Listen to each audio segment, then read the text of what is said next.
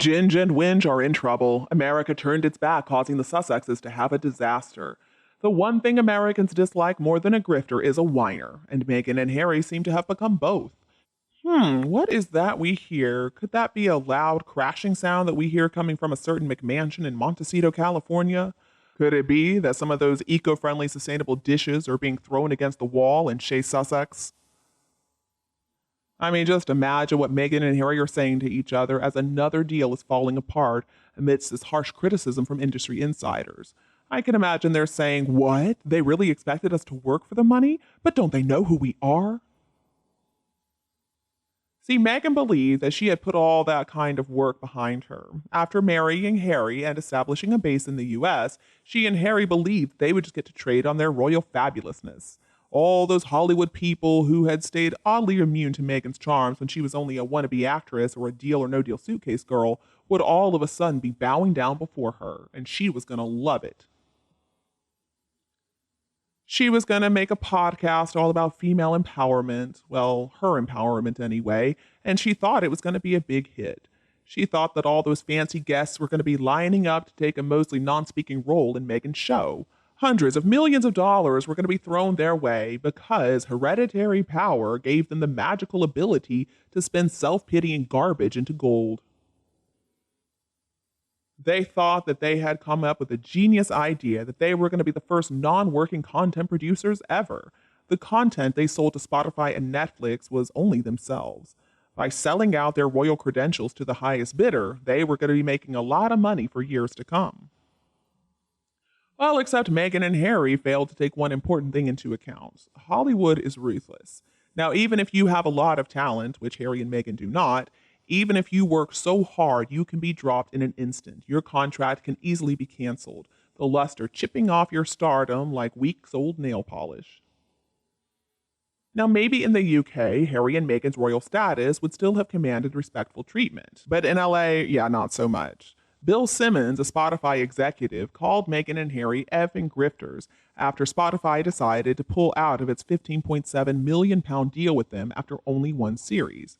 Now, Simmons is the head of podcast innovation and monetization, and he made it very clear that the decision to part ways was not a mutual decision. Now, if you don't know what a grifter is, it's basically a con artist, somebody who's going to lie and steal and do whatever they need to do to make some money. Americans have a long history of grifters, snake oil salesmen, for example. If there's one thing, though, that we hate more than a grifter, it has to be a whiner. Even if you have legitimate complaints, you don't want to sound whiny. It just looks ungrateful, and Americans care a lot about gratitude. Now, somehow, Meghan and Harry managed to pull off the disastrous double whammy of being whiny grifters. I just love what Bill Simmons said. Here it is again. He said, "You live in Montecito, and you just sell documentaries and podcasts, and nobody cares what you have to say about anything unless you talk about the royal family and you just complain about them." Yeah, the criticism was stinging and it was spot on, and it is beginning to look like open season on Meghan and Harry. Jeremy Zimmer is one of the entertainment industry's most powerful figures. He's the chief exec of United Talent Agency, and he really piled it on this week. He said that he wasn't surprised by Spotify's decision. He said, "Turns out Meghan Markle was not a great audio talent or necessarily any kind of talent." He was speaking with the news website Semaphore in Cannes. He also said, "Just because you're famous doesn't make you great at something." Whew, it's quite the burn, huh? Now, Meghan and Harry's reputation is sinking even lower thanks to all these comments, and more damning stories are coming out. According to the Wall Street Journal, Taylor Swift actually got an aide to reject an invitation to appear on Archetypes. Now, of course, Meghan Markle did not get any aide to send the invitation. She used her own calligraphy skills to write it out herself. Now, Taylor Swift made her first recording when she was only 15 years old, and now she's worth a better part of $1 billion. So maybe she just didn't feel like it was appropriate for her to complain to Meghan about the labels that hold women back. Because honestly, Taylor Swift has not been held back by any labels. An author who was also invited to be a guest on Meghan's series said that when she got there, she was interviewed by a producer. She didn't talk to Meghan. She never even met her. Now, supposedly, the recording was then edited with Meghan's voice spliced in to act like she had carried out the interview herself. How incredibly rude and how completely lacking in class.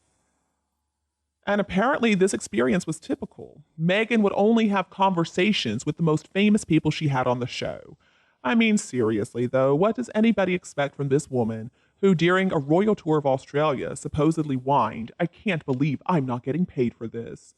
Oh, yeah, all she got was a £32 million wedding and an ancient title to flex like a platinum reserve card. And then there are the rumors about the brainstorming session with Harry, in which reportedly he suggested that he should probably interview people like Vladimir Putin and Donald Trump to discuss their childhood traumas and the effect that it had on their mental health. So, therefore, he would be improving world peace. Now, naturally, this presumes that Harry actually has a brain to storm in the first place, which I am not convinced of. I mean, what was he planning to say? Oh, yeah, Mr. Putin, are you planning to take your troops out of Ukraine now that you realize that your anger comes from your mother stopping you from going to a birthday party when you were 5 years old? No, I'm not going to do that. So then what's going to happen next? At a time when the Prince of Wales is launching a serious scheme to abolish homelessness, Harry has made himself into a complete fool.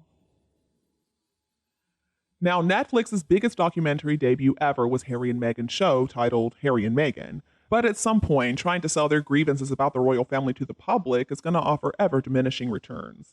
Harry's book Spare was successful only because somebody else wrote it. And then there was Meghan's animated children's show that was canceled, sparing us its tooth-rotting worthiness, the adventures of a 12-year-old girl who finds inspiration in a variety of influential women throughout history.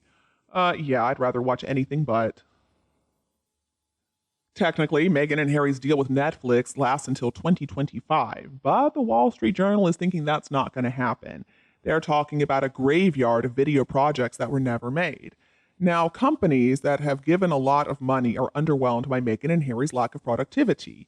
Supposedly, Meghan and Harry have struggled to make content beyond their own experiences. This is coming from the paper. Well, yeah, that's pretty obvious. Meghan and Harry are trapped in this echo chamber, and they have a very difficult time understanding that anything is out there beyond their own privileged experiences.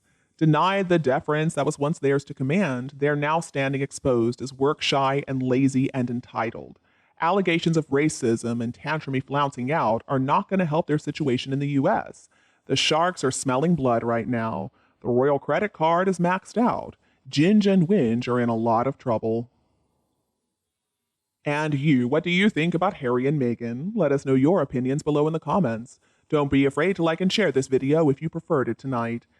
And don't be afraid to click the subscribe button to get more updates in the future. Thank you so much for tuning in, have a lovely weekend, and we'll be back to see you all tomorrow.